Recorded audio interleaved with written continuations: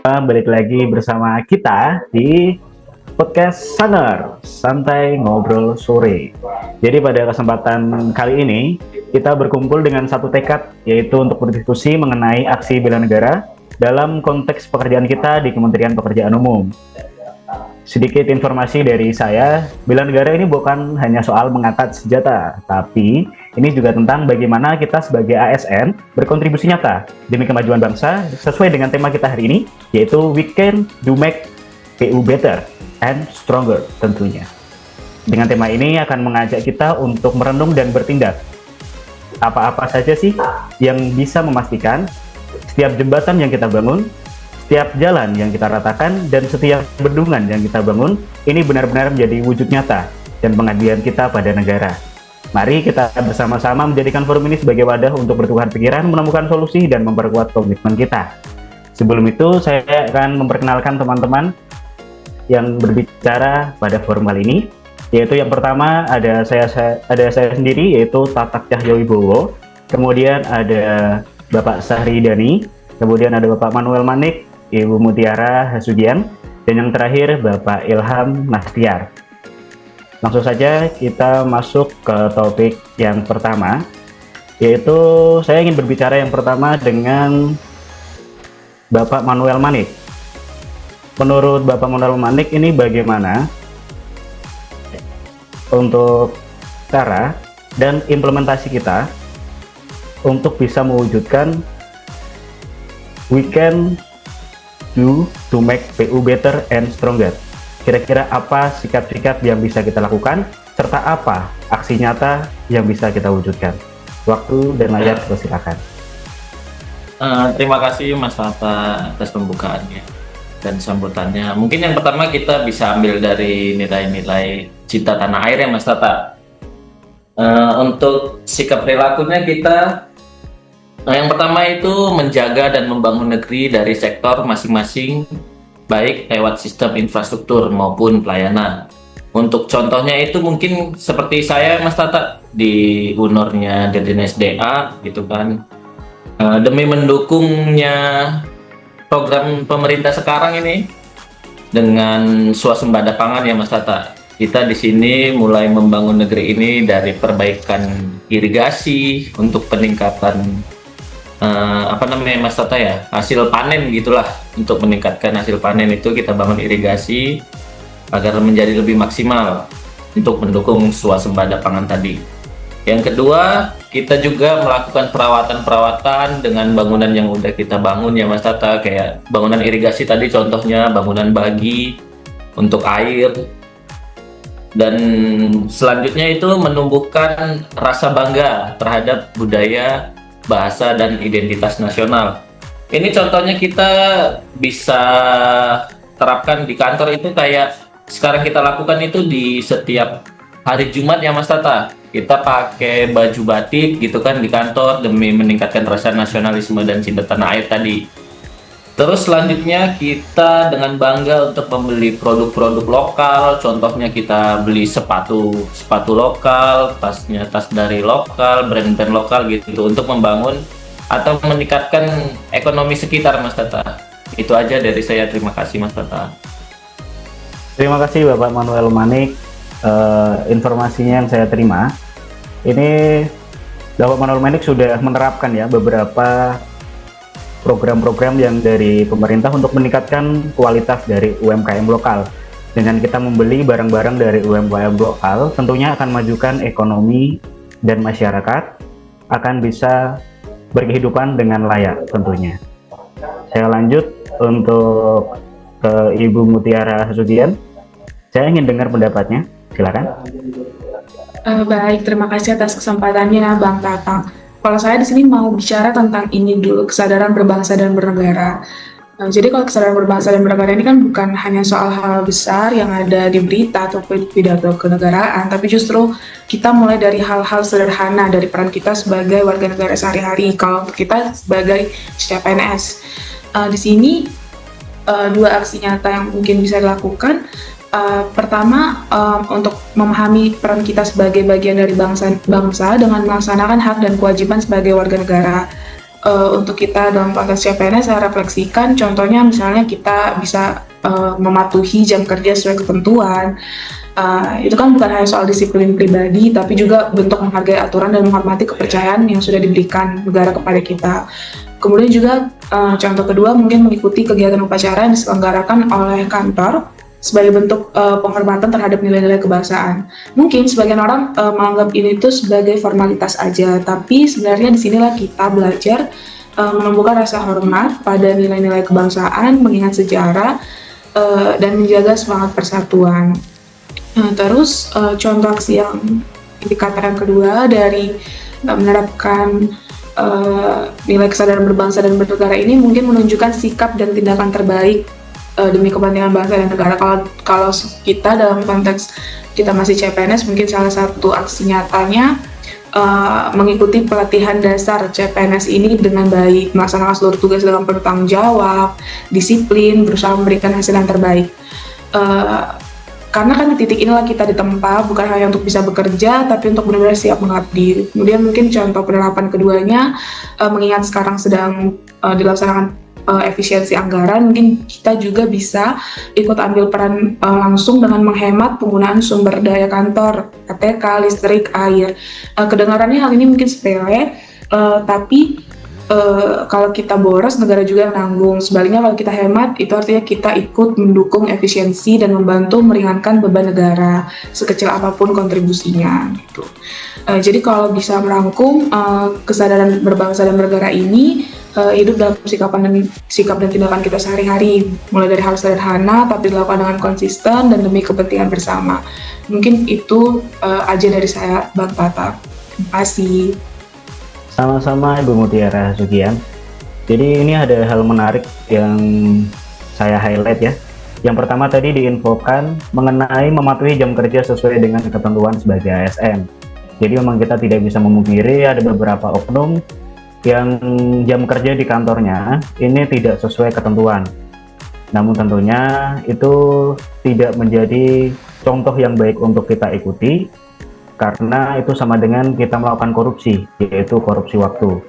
Dan tentunya apabila kita melakukan hal tersebut, nanti akan berdampak juga kepada diri kita sendiri di masa yang akan datang.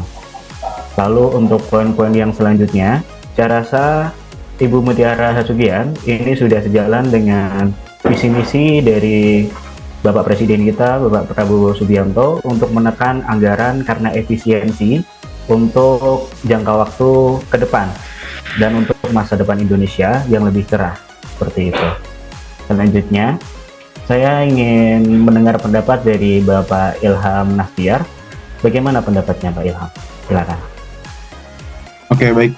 Terima kasih Mas Tatag atas kesempatannya. Jadi tadi sudah disampaikan ya oleh Mas Manuel Manik tentang salah satu nilai bela negara, yaitu cinta tanah air. Juga tadi sempat ditambahkan juga oleh Mbak Mutiara Sugian ya tentang kesadaran berbangsa dan bernegara. Nah, kali ini saya akan berbicara tentang nilai bela negara, yaitu setia kepada Pancasila sebagai ideologi negara.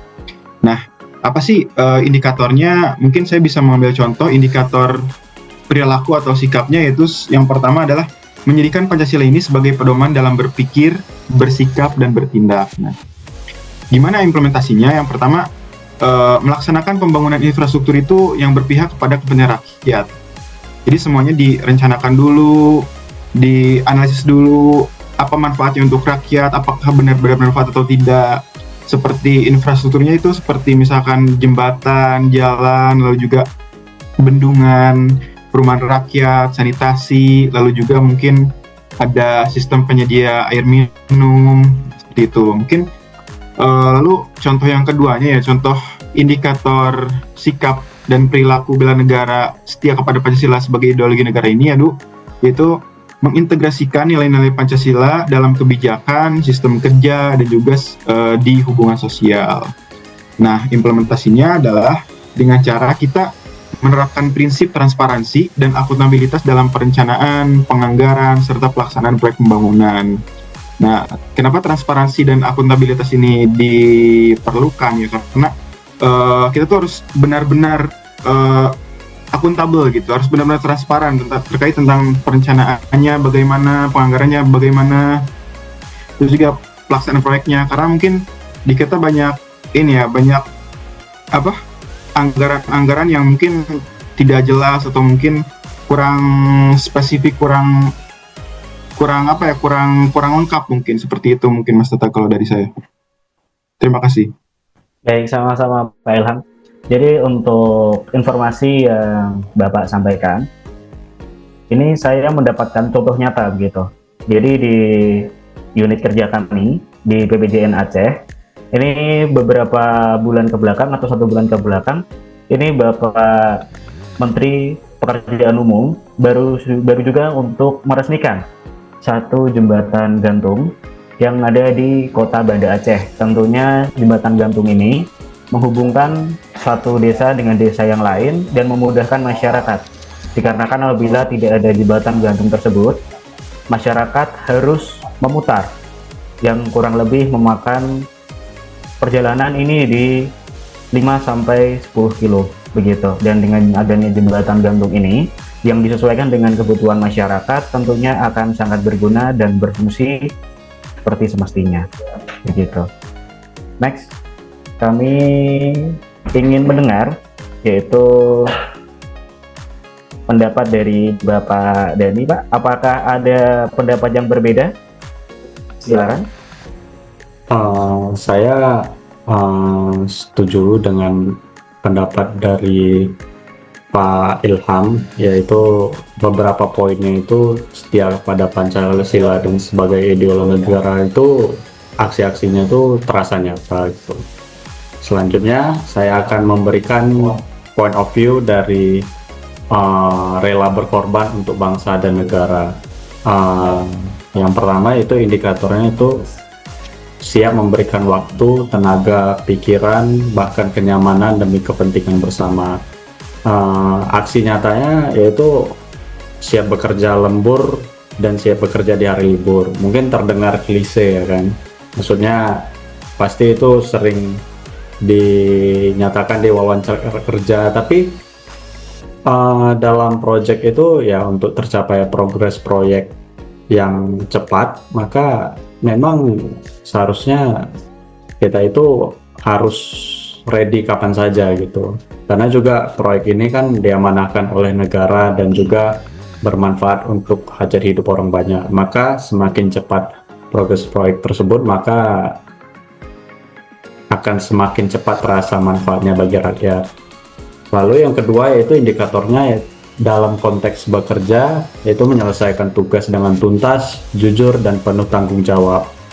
Aksi nyatanya yaitu kalau dari bidang saya yaitu memeriksa kualitas dari pekerjaan konstruksi tersebut dengan memegang integritas penuh agar mutu konstruksi yang sampai ke masyarakat tercapai dalam keadaan baik.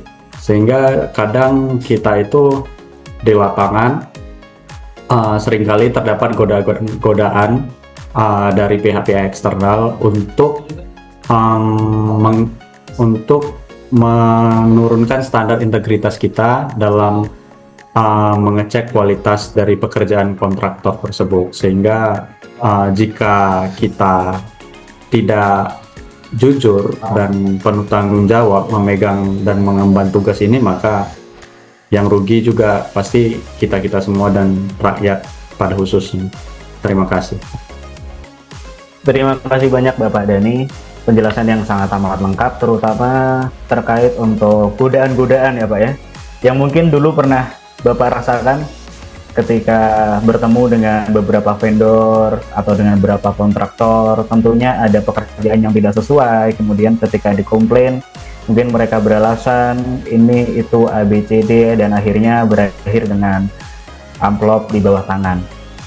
Hal tersebut tentunya tidak bisa dibenarkan, dan karena kita sebagai CPNS PU kita sudah melakukan tes psikotes dengan integritas 4 yang seharusnya hal tersebut bukan menjadi godaan yang bisa menggoyahkan iman serta prinsip kita sebagai insan PU yang berintegritas. Saya ingin menambahkan sedikit terkait kemampuan awal bela negara, yaitu untuk indikator sikap dan perilakunya. Menurut saya, kita sebagai ASN PU harus memiliki pengetahuan dasar tentang pertahanan, kedisiplinan, dan ketahanan nasional. Mengapa begitu? Dikarenakan hal-hal tersebut adalah sesuatu yang sangat amat penting untuk diimplementasikan ketika kita bekerja dan terjun ke lapangan. Untuk contoh nyatanya, yaitu kita bisa menjadi agen anti-hoax di lingkungan kerja dan di lingkungan sosial atau di masyarakat. Hal ini kita lakukan untuk menghindari adanya misinformasi yang dapat berpotensi menyebabkan konflik. Karena kita tahu sendiri, apalagi sebagai ASN di lingkungan PU, tentunya kita masuk ke dalam berbagai grup. Ada grup dari kasih atau dari seksi, kemudian grup dari unit kerja, grup dari unit organisasi, dan tentunya banyak orang di dalam sana. Dan informasi yang diberikan, ini kita harus pintar-pintar menyaring dan pintar-pintar memfilter mana yang betul dan mana yang tidak. Begitu, jadi kita tidak boleh menelan mentah-mentah informasi yang kita terima. Lalu yang kedua, kita juga harus membangun ketangguhan mental dan fisik untuk menghadapi tantangan zaman. Untuk dari bukti nyatanya, yaitu kita bisa mengikuti pelatihan sertifikasi digital yang tentunya bisa kita akses di Klop dan layanan PU yang lain. Untuk sertifikasi digital ini tentunya juga perlu kita sesuaikan dengan apa yang akan nanti kita kerjakan di kantor kita masing-masing. Tujuannya supaya kita selalu up to date mengenai perkembangan zaman serta melatih ketangguhan mental untuk selalu belajar, supaya kita selalu haus tentang ilmu-ilmu baru. Ketika kita sudah haus, kita sudah belajar, sudah dapat ilmu, kita bisa memberi pelayanan publik yang efektif, inovatif, dan efisien. Begitu. Jadi kepada Bapak Ibu sekalian, saya mau meminta sedikit closing statement boleh untuk pertemuan kita pada hari ini. Dimulai dari yang pertama Bapak Manik, kemudian Ibu Mutiara, ketiga Bapak Ilham, keempat Bapak Dani. Silakan disampaikan mulai dari yang pertama Bapak Manik. Silakan Pak. Oke Mas Tata, sedikit aja dari saya Mas. Mari kita bawa kelima nilai ini ke dalam kantor, ke dalam tim dan dalam setiap tugas kita. Karena dengan mengimplementasikan, kita tidak hanya menjadi pekerja yang lebih baik, tetapi juga menjadi warga negara yang berkontribusi nyata untuk membuat Indonesia menjadi lebih kuat, lebih maju, dan bermartabat. Cukup itu saja, Mas Tata. Oke, next Ibu Mutiara silakan. Baik, dari saya juga mungkin sedikit aja Bang Tata. Kalau dari saya, kesadaran berbangsa dan bernegara ini bukan sekedar pengetahuan, tetapi sikap hidup yang tercermin dalam tindakan kita sehari-hari. Dengan menaati aturan dan melaksanakan tugas secara bertanggung jawab, kita sudah ikut menjaga keutuhan bangsa dari dalam. Jadi, sebagai CPNS, mari kita terus berkontribusi dengan disiplin, dedikasi, dan semangat kebangsaan dalam setiap langkah kerja kita. Itu aja dari saya, Mas Tata. Bagus sekali, terima kasih. Bapak Ilham silakan. Baik, kalau dari saya, setia pada Pancasila bukan berarti bekerja dengan sepenuh hati, jujur, dan adil di instansi kita ini, di Kementerian PU. Setiap infrastruktur yang kita bangun ini bukan hanya sekedar wujud fisik yang terdiri dari beton dan baja saja, tapi ini juga merupakan wujud pengabdian untuk rakyat dan persatuan bangsa. Mari terus jadikan Pancasila sebagai kompas dalam setiap langkah pembangunan. Baik, terima kasih Bapak Ilham Nastiar. Kemudian selanjutnya Bapak Dani, Pak, silakan. Baik Mas Tata, closing statement dari saya yaitu rela berkorban untuk bangsa dan negara tidak hanya dengan mengangkat senjata melawan musuh negara, akan tetapi juga dapat dilakukan sesuai dengan bidang dan keahlian kita masing-masing. Caranya yaitu bekerja dan berkarya sebaik-baiknya dengan penuh integritas demi perbaikan bangsa, walaupun kadang kondisinya tidak ideal. Terima kasih.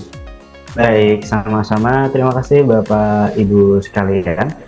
Jadi pada forum kali ini dapat saya ambil kesimpulan. Jadi kita sebagai aparatur sipil negara atau ASN kita ini adalah garda paling depan dalam aksi bela negara. Dan bela negara ini bukan sekedar konsep, melainkan tindakan yang nyata yang akan kita lakukan setiap hari. Tentunya dengan kita mengimplementasikan nilai-nilai Pancasila dalam pekerjaan kita sehari-hari, dari membangun infrastruktur yang berintegritas, kemudian hingga menjadi agen anti-hoax. Kita tidak hanya menjalankan tugas, tetapi juga menjaga ketahanan nasional dari dalam. Mari kita sama-sama terus berkomitmen untuk meningkatkan kompetensi diri dan rela berkorban melalui dedikasi dan disiplin. Karena setiap kontribusi kita, sekecil apapun, adalah bukti pengabdian kita pada bangsa ini. Inilah esensi sejati dari ASN yang berbakti, bekerja sepenuh hati untuk rakyat dan persatuan Indonesia. Terima kasih Bapak Ibu sekalian waktunya. Semoga kita masih diberi kesehatan dan kesempatan untuk bisa berbincang lagi. Mungkin mengenai topik-topik yang lain yang lebih hangat untuk bisa kita diskusikan. Saya rasa cukup. Sekian, mohon maaf bila ada kesalahan kata dan sikap yang kurang mengenakan. Terima kasih. Wassalamualaikum warahmatullahi wabarakatuh.